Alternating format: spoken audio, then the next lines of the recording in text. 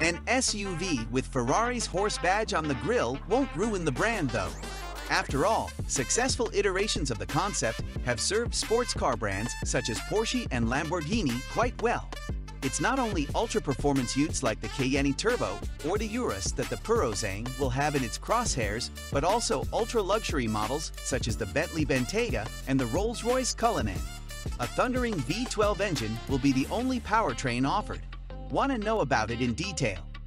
Well, stay tuned till the end. Hello everyone. Welcome back to the channel. In this video, we will talk about new leaked Ferrari car for 2023 looks scary. Meanwhile, subscribe to this channel and press the bell icon. That being done, let's start. After having super SUVs from famous supercar labels like Lamborghini, Maserati, Aston Martin and more, it is time to welcome another one. This time around, it comes from Ferrari's stable. The Italian giant is yet to launch its Purosangue SUV, but some leaked snaps are floating across the internet, showing the SUV in flesh. The Ferrari Purosangue SUV can be seen in the factory itself in these leaked images. While the whole idea of a Ferrari SUV felt controversial earlier, it will be a smooth fit in the company's lineup. After all, the design is very much Ferrari. An aerodynamic nose on the front uses a dual-tone theme for the bumper. The headlamp units feature split-type architecture as well. A 5-spoke design for the alloy wheel is visible here, which goes well with the Ferrari's theme of star-shaped rims. The Ferrari Purosangue silhouette will include a long bonnet, sloping roofline, stubby tail, and of course, 4 doors. Also, black cladding runs across the length and breadth of the SUV. Around the tail, the Purosangue uses a full-width light bar that accentuates the appeal of the ducktail spoiler effect used for the tailgate. The lower half of the bumper is done in a black theme and houses quad exhaust tips. The rear wheel arches are beefy and give the tail a menacing stance. The overall design of the Ferrari Purosangue seems quite adorable in these rather warped leaked images. However, its key aspect will be its performance. The Purosangue is reported to go on sale with a V12 motor under the hood for the full-blown trim. A V6 hybrid setup is likely to be used for the base spec grade. Exact details will only be revealed during the launch, which is scheduled to happen late this year. The Purosangue will hit the production line this year, as confirmed by the carmaker. The engine itself is all a bit familiar, if as delectable as a Ferrari 12-cylinder always is. It's a 6.5-liter naturally aspirated V12 developing 715 bhp at 7750 rpm and 528 of torque at 6250 rpm, allowing the Purosangue to sprint to 62 mph in just 3.3 seconds, manage 0 to 124 mph in 10.6 seconds, and can power on up to more than 193 mph. Ferrari claims it's all new, given the different demands requiring more torque at a lower RPM than pretty much every other V12-powered Ferrari, for example. Even so, the V12 is still marked within the F140 family of engine codes, which happen to all be V12s that have dated back as far as the Ferrari Enzo. But it's the utterly enormous amount of technology on offer that really separates the Purosangue from any other luxury SUV on the market. The biggest feather in its cap is Ferrari's new active suspension system developed with Multimatic. Galliera admits the Purosangue would not have been possible without this technology.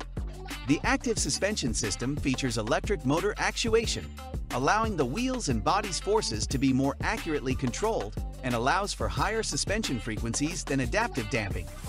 The active suspension is designed to eliminate body roll when even a sniff of it is sensed by the car's accelerometers and sensors, while also being able to react far quicker to bumps in the road. It's also here to help manage the Purosangue's weight. The SUV is 2033 kgs dry, or 2180 kilograms with fluids and driver, lighter than a DBX, Urus, and Bentayga. This plus all-wheel drive. Power is sent through an 8-speed dual-clutch transmission to all 4 wheels, means the Purosangue has at least some semblance of off-road ability. But Bentley with its Bentayga or Lambo's Urus, which both have off-road modes, the Purosangue does not beyond hill descent control.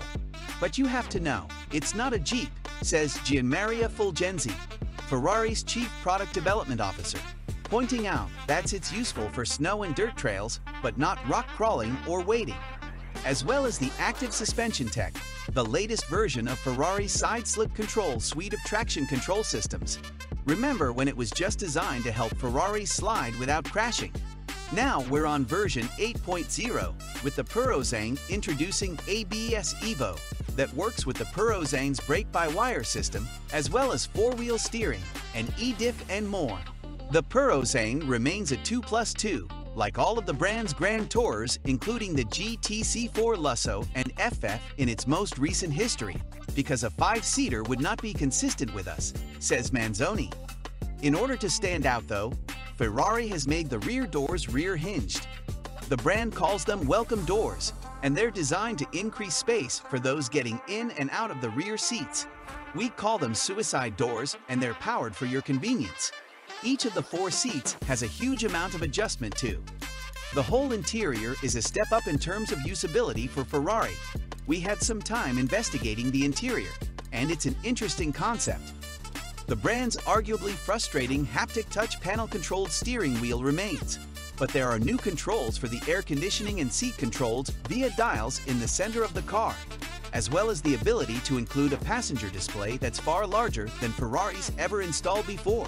Interestingly, Ferrari says it's taken the decision to not feature navigation in the Purozane.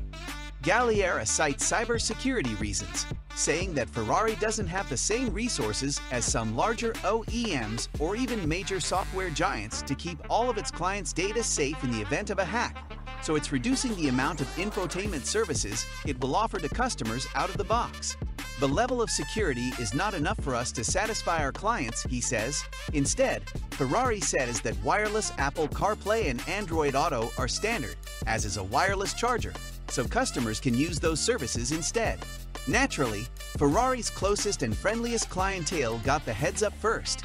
Galliera points out that a car like the Purozane has been repeatedly asked for by Ferrari's best and most loyal customers, as they complain they have to buy other large luxury cars instead to fill their more practical needs. So, as you'd understand, the first batch of production cars have already been allocated. Ferrari doesn't want to be all about one car, adds Galliera, saying that Maranello will cap its Purozane production to no more than 20% of Ferrari's sales. It's a way to protect our positioning as a brand. Once again, it seems Maranello is mocking Sant'Agata in that regard, especially given how much the Urus makes up Lambo's sales numbers each year these days. As for an actual figure, Galleria says the Italian price would be €390,000 including local taxes. We'll have to wait to get a nailed-on price in the UK, but expect a starting price of at least £300,000 before any options get added. The first left-hand drive European cars will arrive in the second quarter of 2023, with UK right-hand drive models expected in the late summer of the same year. So what are your thoughts on this? Let us know in the comments below. And that's all for the day, guys. If you found this video interesting, make sure to hit the like button. Also, subscribe to the channel and press the bell icon to never miss an update from us. Thank you for watching.